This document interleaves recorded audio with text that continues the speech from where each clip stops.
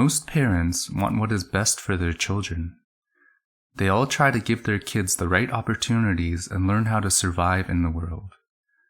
Day by day, month by month, year by year, parents teach their children everything they need to become an independent person, like what to eat, how to talk, and how to behave.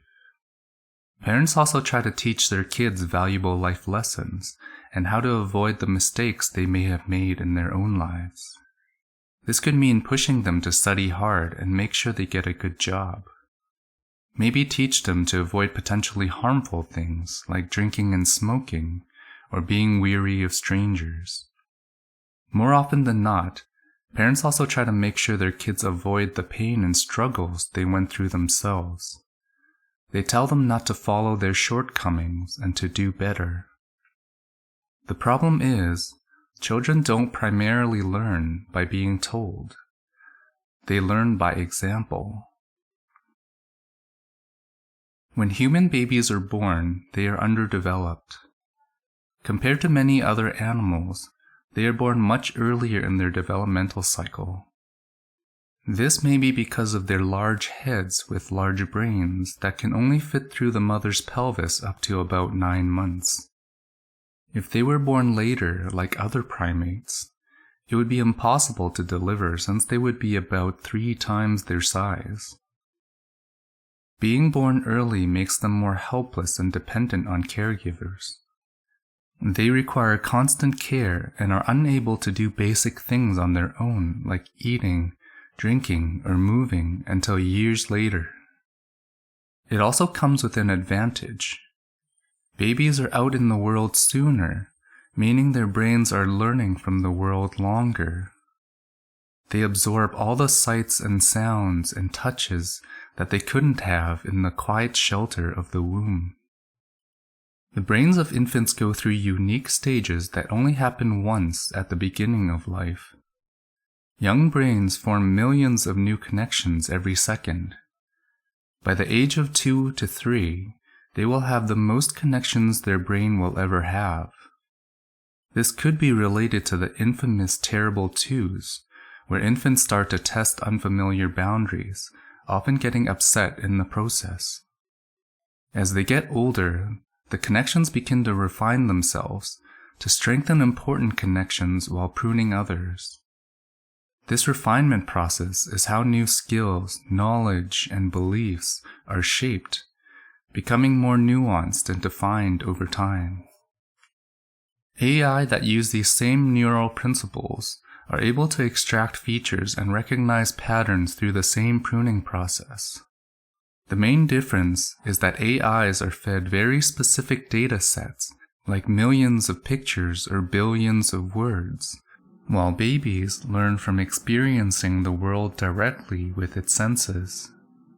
They absorb the information around them by exploring, constantly looking, listening, and touching everything however it can. Over time, their brains learn to make sense of their surroundings, including what their parents teach them, whether it is intentional or not. Kids are often said to be mirrors, reflecting back the behavior and attitudes of adults, because this is how they learn. They copy what they see, do what others do, and say what they say. How the people in their lives behave makes up the data sets their brain receive. These live examples shape their neural connections day in and day out, becoming a part of who they are. They are always watching, observing, absorbing everything around them. This could be simple things like how people move and talk, or what they eat, to more complex things like how people treat one another, what is rewarded and punished, or deeply held beliefs and values. The early years form the foundations for the person they could become. Children who are brought up with parents that treat them and others with kindness and respect are likely to do the same.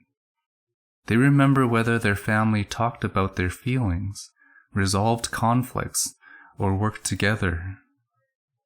Kids with parents that smoke, drink, or use drugs are very likely to pick up the same behaviors. Those raised in abusive households also tend to end up in abusive relationships or situations. They end up believing that this is what love looks like and what is normal. Their trauma can make them feel like something is off when things are calm and end up lashing out to bring back the expected chaos. The lack of affection and attention can also be very damaging. Orphans that were neglected and left to fend for themselves end up having difficulty forming attachments later in life. They never learned it was possible for someone to help them, to guide them through life. Caregivers don't just provide necessities like food and shelter. They represent the possible relationships people can form with one another. They serve as sounding boards for children to test and practice social interaction. They create supportive spaces for kids to explore and fail safely while their emotional understanding is still developing. Parents are the first examples of love their children ever experience. It can be hard to rid ourselves of all the flaws we have, to become the person we wished to be. There will always be parts of ourselves we don't want to pass on. However, children also see the good intentions and the meaningful effort adults put forward to change, to improve, to understand. The influence of family also tends to stick around for better or worse, leaving opportunities to learn from one another beyond the early years. Parenting is a difficult job. It is the only job that raises and creates a full human being from birth. And not all parents become one by choice. Some are thrown into the situation completely unprepared. And even the most well-planned pregnancies don't prepare people for the full reality of parenting. There are no instructions, and every child is different. But what may be most important is setting a good example.